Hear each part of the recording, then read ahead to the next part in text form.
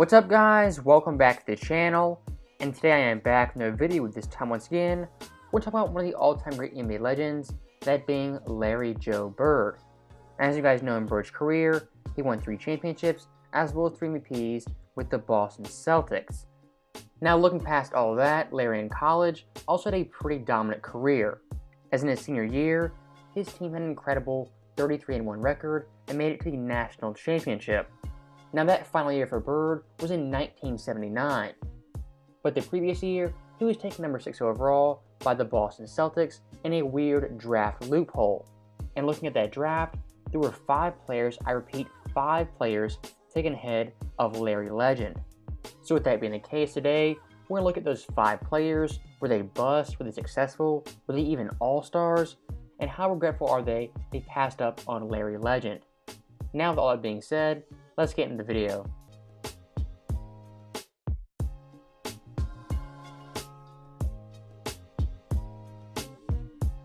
So we're looking at the 1978 draft that Larry Bird was a part of. The first overall pick in that draft was indeed Michael Thompson out of Minnesota. And this pick at the time, it wasn't really controversial as he had a stellar college career. In total, averaging 20.8 points per game, 10.0 boards, 2.0 assists, 1.0 steals, on 57% shooting. He was a 2-time All-American, 3-time All-Big Ten, and at his best, averaged 25.9 points per game, as well as 12.5 boards. In his senior year, his Minnesota team had a pretty impressive 24-3 record. So looking back to the late 70s, Thompson definitely had a stellar college career, and being the first overall pick wasn't that surprising and wasn't considered a bad choice. And after being drafted to Portland, he had a pretty impressive rookie year, averaging nearly 15 points per game on 49% shooting. And in total, he played 6 years with the Blazers, averaging 17 points per game, 9 boards on 51% shooting. But I think Michael Thompson, what he's most known for is his time with the Showtime Lakers. As in LA, he would win 2 championships as LA's best big man off the bench. And looking at his career in total, he averaged 13.7 points per game, 7.4 boards, 2.3 assists, 1.1 blocks, on 50% shooting. Of course, he won 2 championships, he was an all-rookie member, and 1982 had his best season, nearly averaging 21-12. And in total for his career, he had 6,951 rebounds, which is second all-time for the 78 draft class. So when looking at Michael Thompson overall, in the first overall pick, he was far from a bust, as he had a really accomplished 13-year career, but taking over Larry Bird in hindsight was definitely a pretty bad choice. Now looking ahead to the number 2 pick, we have Phil Ford, who was taken by the Sacramento Kings. And Phil Ford, if you guys didn't know, is the best point guard in UNC history. And in college, he was absolutely dominant at the guard position. For his career, averaging 18.6 points per game, 6.1 assists, 2.1 boards, 1.8 steals, on 53% shooting. His Tar Heels team was a 2-time ACC champion. He was a 1-time ACC MVP and a 3-time All-American, all being consecutive. And in his senior year, he averaged 20.8 points per game, which is career high at UNC. And to give you guys some perspective, Phil Ford, during the late 70s, early 80s, he was the best guard player UNC had ever had. Even Michael Jordan in college, you could argue, wasn't as good as a prime Phil Ford. So being the number 2 overall pick was not that bad of a choice. And looking at his first 3 years in the NBA, he was definitely a very effective point guard, as in total, he averaged 16.5 points per game, 8.2 assists, on 47% shooting for a decent Kings team. And looking more in depth, in his rookie year, he averaged 15.9 points per game, 8.6 assists, 2.2 steals, on 47% shooting. That year, he was first-team All-Rookie, the Rookie of the Year, and also made an All-NBA team once again as a rookie. In NBA history, only 21 players have ever accomplished that in their rookie seasons. Now, the downfall of Phil Ford in the NBA would come late in his 3rd year, as he would have a severe eye and orbital injury that would hamper him for the rest of his career. As after that injury, he only played 4 more years in the NBA, being a borderline role player at best. In 1985, he would go out on a pretty sad note, only averaging 1.8 points per game on 29% shooting. And looking at his NBA resume in total, he averaged 11.6 points per game, 6.4 assists, 1.8 boards, 1.2 steals on 47% shooting. And like I said, he peaked in the late 70s, the early 80s, from 1979 to 1981. Pre-injury Phil Ford was a borderline All-Star and All-NBA contender. After that, he fell off and was simply never the same. So looking back on this pick, it's definitely unfortunate, as Phil Ford had some serious bad luck. Now looking on to number 3, the third pick in the draft was indeed Rick Roby, who came from Kentucky. And looking at his time in college, it's pretty safe to say he had a stellar career, averaging 13.3 points a game, 8.0 boards, 1.4 assists on 58% shooting. In his senior year, he was an NCAA champion, as well as an SEC champion, which he also did 2 more times. Also in total, he was a 1-time All-American and a 3-time SEC member. In his sophomore season, averaged 15.6 points per game. So when it comes to his college career, he was a very good, if not even great player. Now when it comes to the NBA, that's a different story. As being the 3rd overall pick, he had some pretty high expectations. And in Rick Roby's career, it was pretty clear from the jump, he was no superstar or even star-level player. As 43 games in his rookie year, he was traded from Indiana to the Boston Celtics. And while playing with the Celtics, he did win 1 championship in 1981, and in total, spent 4.5 years with the team, averaging 8 points per game, 4.7 boards on 51% shooting. So for a championship caliber team, Rick Roby was a pretty good bench player who rarely started any games. And looking at his NBA resume in total, he played 8 total seasons, averaging 7.6 points per game, 4.7 boards, 1.2 assists on 50% shooting. He's a 1-time champion like I said, and before his rookie season ended, he was traded multiple times. And his overall basketball peak definitely came early. In 1980, he averaged 11.5 points per game and 6.5 boards.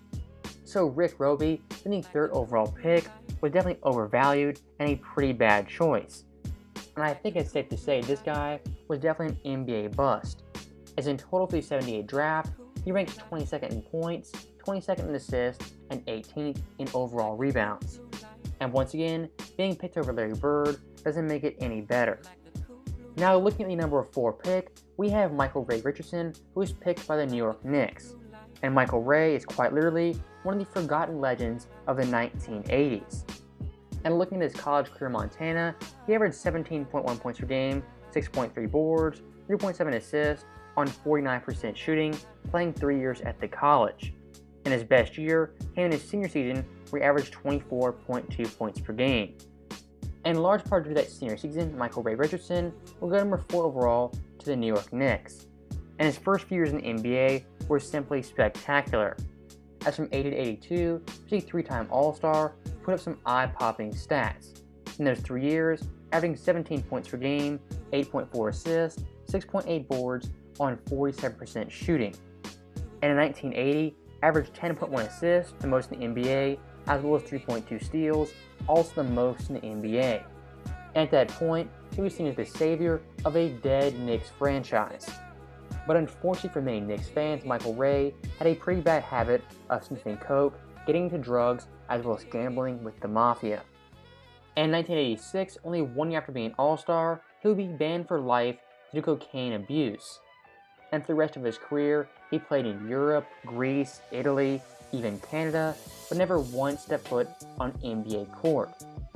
And looking at his NBA resume, it's still pretty impressive despite the short sample size. In total, averaging 14.8 points per game, 7.0 assists, 5.5 boards, 2.6 steals on 46% shooting. He was a 4-time All-Star with the Nets and Knicks, a 3-time steals champ, 2-time All-Defensive, and 1-time assist leader. And like I said, 1980, he was the NBA's leader at 10.1 assists per game. So Michael Ray, much like Phil Ford, had a promising start, but a very disappointing end to his NBA career. And being picked 4th overall, I would say was definitely a pretty good pick at the time in 1978.